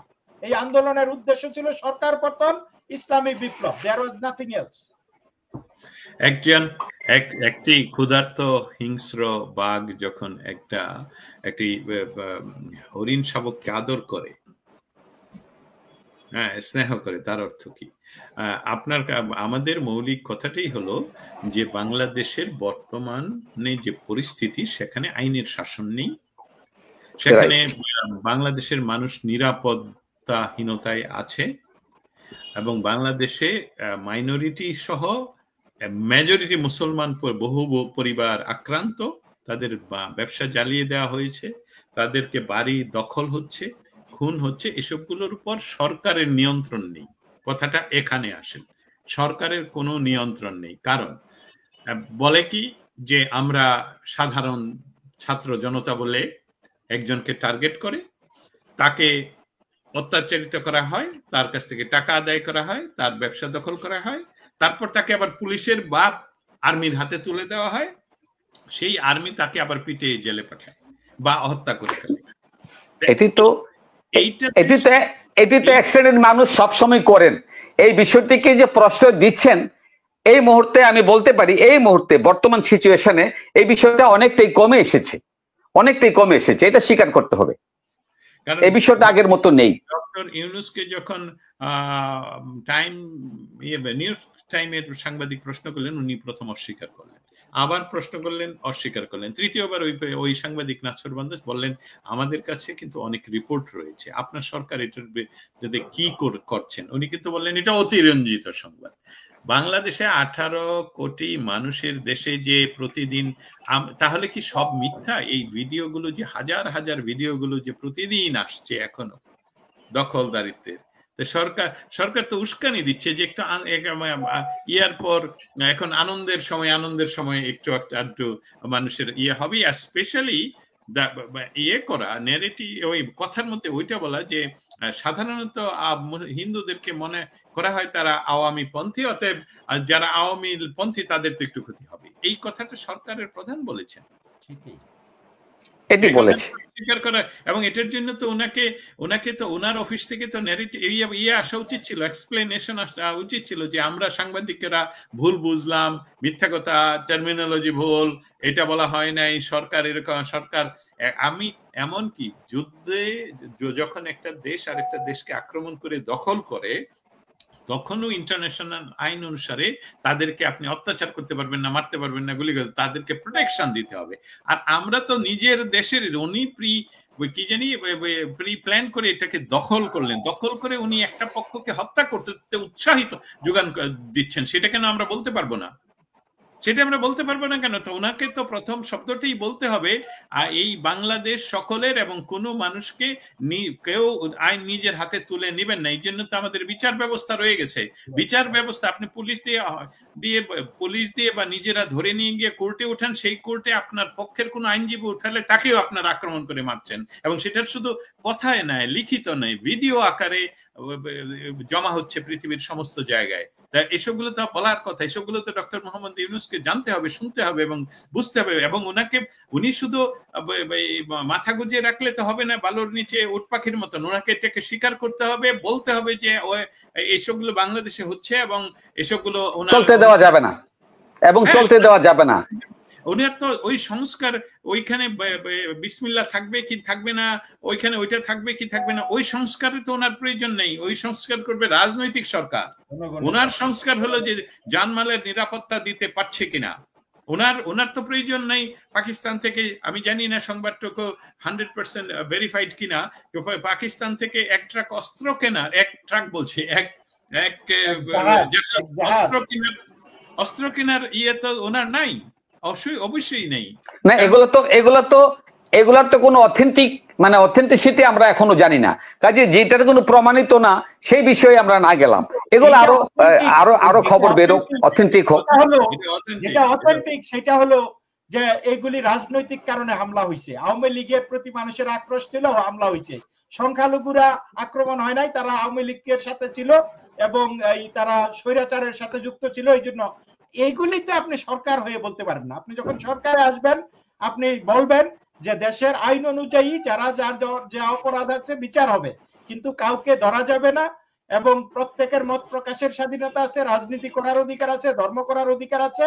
কিন্তু আমাদের তুকির ভাই যেটা বললেন যে এটা দিয়ে তো উস্কানি দিয়ে দিছে যে ওকে আওয়ামী লীগ এইটা এখন লীগ বইলা যারে তারে আক্রমণ করতেছে, রিক্সাওয়ালারা আক্রমণ করতেছে, আনসার বাহিনীরা আক্রমণ করতেছে, ছাত্ররা আন্দোলন করলে তাদেরকে আক্রমণ করতেছে, আপনার গার্মেন্টস কর্মীদেরকে আক্রমণ করছে লীগ বইলা, বিকজ লীগ বললে তো সরকার বলে দিছে যে আক্রমণ করা যাবে। এটা তো আরেকটা কথা শত্রুতা মেটানোর জন্য আওয়ামী লীগের দোষর এই ট্যাগটা লাগানো হয়, আওয়ামী লীগের দোষর। এই ব্যাপারটা ভয়ঙ্কর, এই বিষয়টা ভয়ঙ্কর। আমি বলবো এই যারা নাকি কথায় কথায় আওয়ামী লীগের দোষর বলে আপনার এই করে ট্রল করে এবং আক্রমণের লক্ষ্যবস্তু নির্ধারণ করেন, সেই জায়গাটা বন্ধ হওয়া দরকার। এবং বন্ধ করার জন্য আপনার ডক্টর মোহাম্মদ ইউনূস এবং তার পরিষদের স্টার্ন অ্যাকশনে যাওয়া উচিত, আর না হলে ওনারা নিয়ন্ত্রণে রাখতে পারবেন না এবং তারা ফেল করবেন। আমরা চাই না ওনারা ফেল করুক, এটা হচ্ছে আমার কথা। আর কতদিন সিভিল প্রশাসন আর্মি দিয়ে চালাবেন? আর্মির আবার 60 ডেজ এক্সটেনশন। হ্যাঁ, আমরা তো গত বহু বছর ধরে দেখে আসলাম যে বিএনপি দেশ চালালো, কোনোদিন আর্মি নামে দেশ চালাতে হয়নি। তো আওয়ামী লীগ দেশ চালালো, আর্মি নামে দেশ চালাতে হলো না। তো কিন্তু এখন আজকে আবারও 60 ডেজ, মানে 4 মাস আপনি আর্মিকে ম্যাজিস্ট্রেটি পাওয়ার দিয়ে দিলেন, তার অর্থ কি আপনি তো টোটাল ফেইলুর। আপনার কাজ তো এই সকল সংস্কার না, সংস্কার শব্দটাই চলমান, সংস্কার একদিনে হয় না। আমি চুল একবার কাটলাম এটা ফাইনাল হয়ে গেল, এটাও যেরকম ঠিক না। আবার আমি চুল এই সংস্কারের জন্য প্রতিদিন সংস্কার না হওয়া পর্যন্ত আমরা ক্ষমতায় থাকবো। সরকারকে নির্দিষ্টভাবে বলতে হবে যে আমরা দিনের ভিতরে নির্বাচন দিব, এটা বলা উচিত। এখন এই কথাগুলো বলার জন্য যে ভয়েস দরকার, যে ভয়েসটা দরকার, তারেক রহমান সর্বশেষ গতকালকে একটা স্টেটমেন্ট দিয়েছে। এই স্টেটমেন্টটা সম্পর্কে আপনার কি অপিনিয়ন? সে বলেছেন যে ইমিডিয়েট, যত তাড়াতাড়ি সম্ভব একটি নিরপেক্ষ নির্বাচনের ব্যবস্থা করা। এই বিষয়ে আপনারা তারেক রহমানের বক্তব্যটার প্রেক্ষিতে আলোকে আপনাদের বক্তব্য কি? এই বক্তব্য দিয়ে আমরা আলোচনা শেষ করতে চাই। বলুন। তারেক রহমান স্পষ্টভাবে বলেছেন যে আপনারা যত বিলম্ব করবেন ততই আপনারা ব্যর্থ হবেন, এবং আপনাদের কাজ হচ্ছে একটি নিরপেক্ষ নির্বাচনের ব্যবস্থা করা। এই ব্যবস্থাটি যত তাড়াতাড়ি করবেন তত তাড়াতাড়ি আপনারা সুন্দরভাবে ভালো একটি এক্সিট পাবেন, অন্যথা আপনারা বিফলে আপনাদের সকল স্বপ্ন ভঙ্গ হবে। এই বিষয়টাই আপনি তারেক রহমানের উক্তির প্রেক্ষিতে আপনাদের দুজনের কাছ থেকে 1 মিনিট করে বক্তব্য চাই, এবং এটি দিয়ে আজকে আমরা আলোচনা শেষ করব। আমি আগে একটু আগের ইসে যাব যে এই যে সেনাবাহিনী দিয়ে দীর্ঘমেয়াদে আপনার আইন শৃঙ্খলা পরিস্থিতি রক্ষা করবেন, তাতে কি করতেছেন? আপনি সিভিল প্রশাসনকে ধ্বংস করে দিচ্ছেন, আপনি পুলিশকে ধ্বংস করে দিচ্ছেন। আজকে দেখেন আপনার এই পুলিশের আর ভূমিকা নাই আফগানিস্তানের, সিরিয়াতে, ঠিক আছে?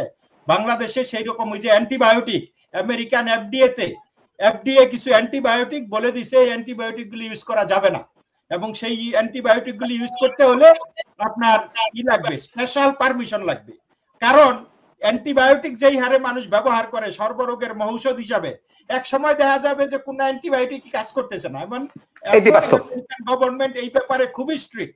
কিছু কিছু টাইপের antibiotic they will not allow the doctors to prescribe.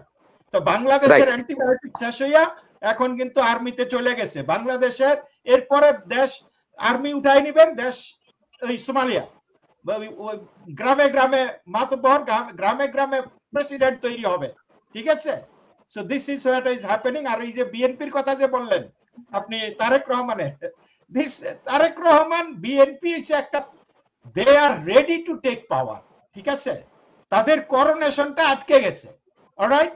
তো সুতরাং এটা ওই দেশের স্বার্থে বিএনপির এই তারেক রহমানের বক্তব্য না। তারেক রহমানের বক্তব্য হইলো যে আমি তো এতদিন যুবরাজ ছিলাম, এখন আমার রাজার মুকুটটাই পড়তে দিচ্ছে না, মুকুট ঝুলা রইছে, পড়তে দিচ্ছে না, এবং সেইটা শেষ পর্যন্ত জামাত দিয়া নাই কিনা এইটা হচ্ছে তার ভয়, আর কিছুই না। বাংলাদেশ নিয়ে তারা এখন বড় বড় কথা বলে। আমরা বিএনপির শাসন আমল দেখেছি, ওকে? জঙ্গিবাদের উত্থান বাংলাদেশে বিএনপির আমলেই হয়েছে। 560টা না কয়টা বোমা মারা হয়েছে একযোগে একই সাথে সারা বাংলাদেশে, জেএমবি, এগুলি অনেক কিছু ঘটেছে, গ্রেনেড হামলা হয়েছে, তালিবান থেকে ফেরত আফগানের সৈন্যরা বাংলাদেশে তাদের সময়ই এই যে হরকাতুল জিহাদ সহ তাদের বিস্তার ঘটেছে। সুতরাং বিএনপি ওই বাংলাদেশের সুশাসনের লেকচার দিতে পারে না। তবে যেটা দিতেছে যে এখন তারা অধৈর্য হয়ে গেছে যে শেষ পর্যন্ত পাইয়া ধন হারাইলাম কিনা, মানে নৌকা তীরে এসে তরি ডুবি ঘটতেছে কিনা এইটা নিয়ে তারা আশঙ্কায় আছে। এবং এই জন্য যে বুলায় বেলায় যদি কোনোভাবে তাদেরকে তাড়াতাড়ি সরাইতে পারে তাহলে তাদের মানে ক্ষমতায় আসার পথটা সুযোগ মানে পাবে আর কি। তা না হলে হয়তো তারা জীবনেও ক্ষমতায় আসতে পারবে না। দ্যাট ইজ না না না, আপনি কি চান না? তাহলে কি আপনি চান এই ইন্টারিম গভর্নমেন্ট আরো কন্টিনিউ করুক অনন্তকাল? আমি তো ইন্টারিম গভর্নমেন্টকে মোটেও চাই না, কিন্তু আমার কথা হলো যে বিএনপি যে লেকচারটা দিচ্ছে সেই লেকচারারকে কেন তাগাদা দিচ্ছে? তো বিএনপি তাহলে বলুক যে জনগণ, তারা যদি জনগণের ক্ষমতায় বিশ্বাস করে, বিএনপি প্রকাশ্যে বলুক যে আওয়ামী লীগ যদি এই আলটিমেট ইটা কিন্তু জনগণের, আলটিমেট বিচারের ভারটা জনগণের ওপর। ট্রাম্পকে জনগণ ভোট দিয়েছে, আপনাদের সেটা মানেন আর না মানেন, ভালো করেছে খারাপ করেছে doesn't matter, you have to accept it. তো সেই রকম এই বাংলাদেশে বিএনপি বলুক যে আওয়ামী লীগ যদি শাস্তি পাওয়ার যোগ্য, আওয়ামী লীগ যদি তাদের এক্সপ্লেনেশন দিতে না পারে জনগণের কাছে, জনগণ আওয়ামী লীগকে ভোট দিবে না। তাহলে কেন এই ইয়ের মধ্যে নূর হোসেন দিবসে বিএনপি যদি আওয়ামী লীগকে বাধাটা না দিত, সেইখানে আওয়ামী লীগ আজকে মাঠে থাকতো। মানে দ্যাট ওয়াজ এ টেস্ট। কোন ছাত্রের বাপের ক্ষমতা নাই আওয়ামী লীগের মতো একটা সংগঠনকে বাধা দেওয়া। কিন্তু এই যাই হোক, এটা বিএনপি নিজের পায়ে নিজে কুড়াল মারতেছে। বিএনপি যদি গণতন্ত্রে বিশ্বাস করে, জনগণকে বিশ্বাস করে, বলুক আওয়ামী লীগের শাস্তি দিবে জনগণ। let them face I mean people. আমি এইটুক বলতে চাই। না, আপনার কথা ঠিক আছে একদিকে, আরেকটা এখানে বক্তব্য আছে তাদের পক্ষ থেকে, সেটা হচ্ছে বিএনপি তো আমাদের জাহাঙ্গীর দস্তগীর জাহাঙ্গীর ভাই, উনি এই না ঠিক আছে সুন্দরভাবে বলতে আমি আপনার এই প্রসঙ্গটাকে আপনার এই বক্তব্যের সাথে কিছুটা দ্বিমত পোষণ করে আমি একটু কথা বলবো। সেটা হচ্ছে বিএনপি তো এমন কোন দলীয় কর্মসূচি দেয়নি যে আওয়ামী লীগকে প্রতিহত করো, তারা দেয়নি। এটা মহিলাদের গলা চিপা ধইরা আপনি দেখেন নাই ভিডিওগুলো? আমি বলি হয়েছে, কিন্তু বিএনপি কিন্তু দলীয় ভাবে এমন কর্মসূচি দেয়নি গলা টিপে ধরো। প্রশ্ন হচ্ছে যে যারা করেছে তারা দায়িত্ব তাদের, তারা এটা বলেছে, এক। আর দুই হচ্ছে যে বিএনপির কর্মসূচি তো দেওয়া না দেওয়ার বাইরে এমন কোনো ঘোষণাও দেয়নি যে আওয়ামী লীগকে নির্বাচনে অংশগ্রহণ করতে তারা বিরোধিতা করবে, সেটাও বলেনি। অতএব এই বিষয়টি এখন আপেক্ষিক। তারা বিকাশ নুরুর জন্য চিঠি পাঠাইতে পারে উপজেলায় যে নুরুকে যাতে রাজনীতি করার সুযোগ দেয়, তাহলে তারা এই স্টেটমেন্টটা দিতে পারে না যে আমরা গণতন্ত্রের পক্ষে, এবং সেটা গণতন্ত্রের পক্ষে এমন যে জনগণ যদি আওয়ামী লীগকে নিয়ে সিদ্ধান্ত নেয় কোনো কিছু, সেটা আমরা মেনে নিতে প্রস্তুত। আমরা আর্টিফিশিয়ালি একটা প্রতিবন্ধকতা সৃষ্টি করব না।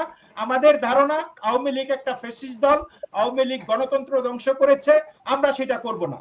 আমাদের বিচারের ভার আমরা জনগণকে দিব, জনগণ ঠিক করুক তারা কি করবে।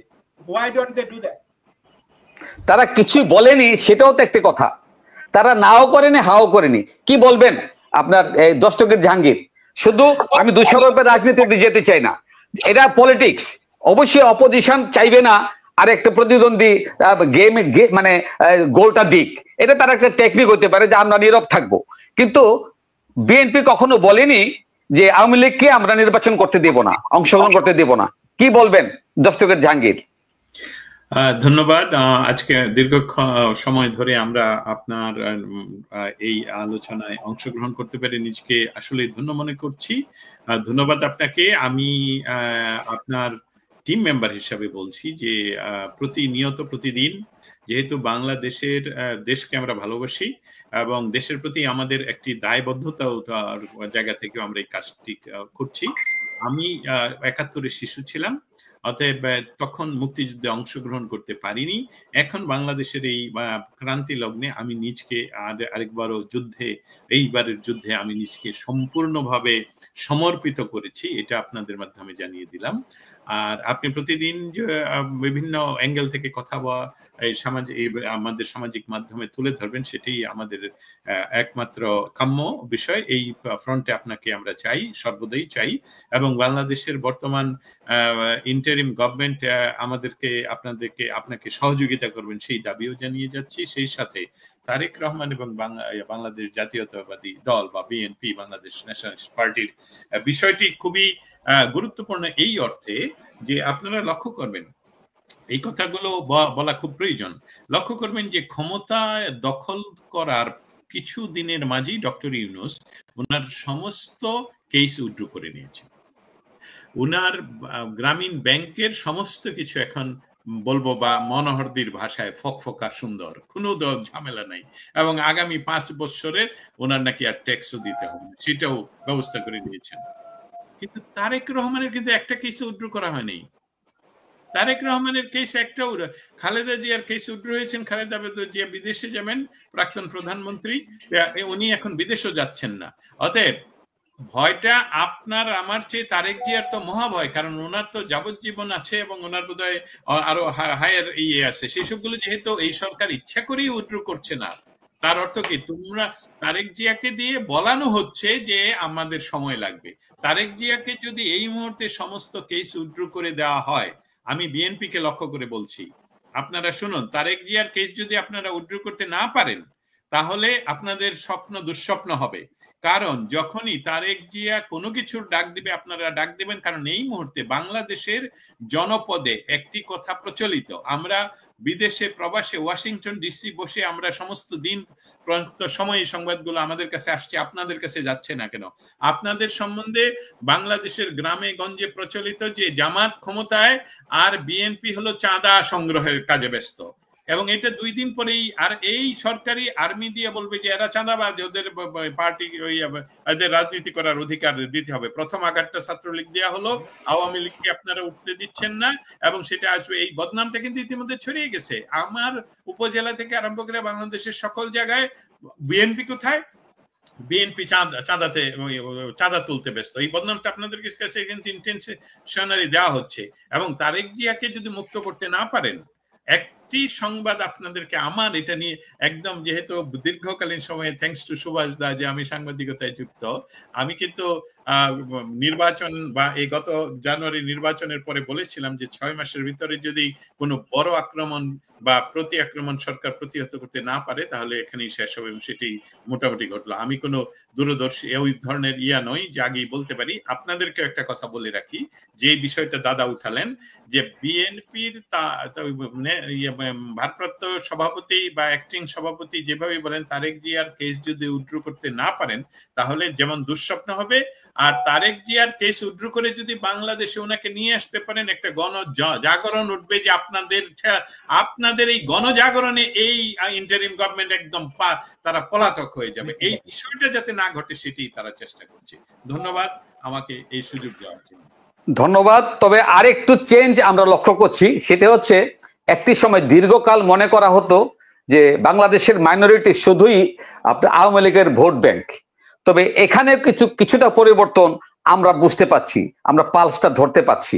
সেটি হচ্ছে যে ভারসাম্য রক্ষার স্বার্থে হলেও আমাদের মাইনরিটি মানে ধর্মীয় সংখ্যালঘুদের মধ্যে একটা পরিবর্তন এসছে, যে আমরা সুযোগ দিতে চাই সেকেন্ড পার্টিকে, যে পার্টিকে একবার সুযোগ দিয়ে আমরা দেখতে চাই যে আমরা আর কখনো আক্রান্ত হব না। অর্থাৎ সরকারের পরিবর্তন হলেই এই মাইনরিটির উপর একটা খড়গ আসে, তাদের উপর তারা আক্রান্ত হয়, এটি যেন আর কখনো না হয় এই কারণে হলেও, এবং তারা যদি বিশ্বাস, যে কথাটি দিয়ে আমরা আজকে শুরু করেছি, যে আপনার যে আমির খসরু মাহমুদের যে ন্যারেটিভটা নিয়ে আমরা আলোচনা করেছি, এই ন্যারেটিভে একটা পরিবর্তন আসুক বিএনপির পক্ষ থেকে।